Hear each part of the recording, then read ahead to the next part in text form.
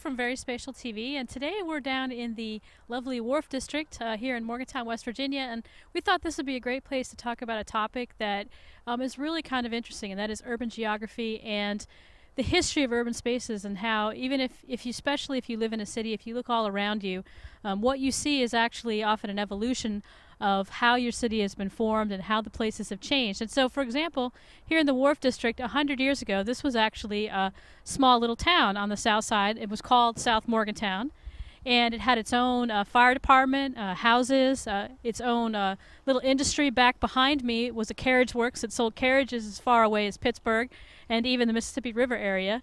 And then it went through, as Morgantown did, an industrial boom in the early 1900s, and so factories built up down here. The railroad was just behind me, over to the other side of these buildings, and it was really an area that was industrialized, as many waterfronts in cities in America became. And then as industry kind of lost its impetus and a lot of that moved overseas, you saw these areas die out on the riverfronts. And so if you went to a lot of cities, especially in the northeast of the United States in the 60s and 70s, you saw a lot of empty buildings, and really the waterfront areas were kind of not nice. And and urban renewal was an effort in the early 70s to actually get rid of a lot of that blight.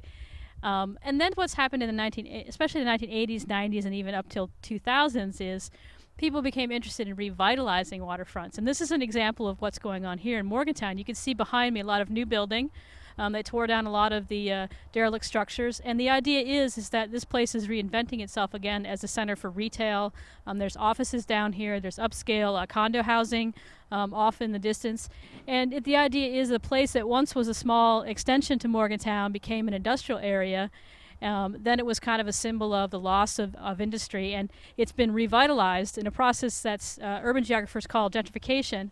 And now they're seeing a new interest in terms of retail and things like that. So there's a rail trail behind me where people can bike and walk, and it also allows access to other parts of town. But the idea is that cities are changing all the time, and a place like this, a lot of you will have in your own cities, where you just simply can go and see how over time the whole city itself has changed. So next time you're out and about in your city, kind of take a look around and think, how has it changed since you've been there? Or what can you look at to show kind of the character of the city? Or think about how you might describe your city to others who maybe have never been there or who are coming to visit. What would you take them to see? And, what do you like about your city, and what's changed that maybe you don't think is for the best? But all of that you look at is actually part of understanding the geography of urban places. So I think it's really interesting. There's a lot on this. A lot of geographers professionally take a look at urban geography. So it's a really interesting topic, and one that I really look at from the historical aspect especially.